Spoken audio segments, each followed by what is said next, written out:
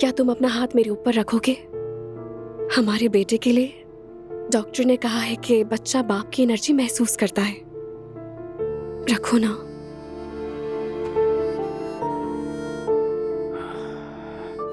ठीक है, समझ गया।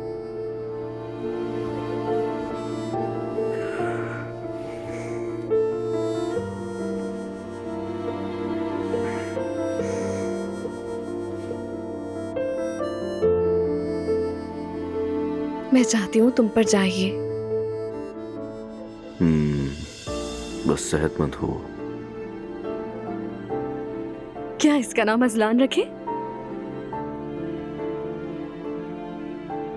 एक घर में 2 अजलान होना कोई भी कबूल नहीं करेगा ये नाम। मैं तैयार हूँ।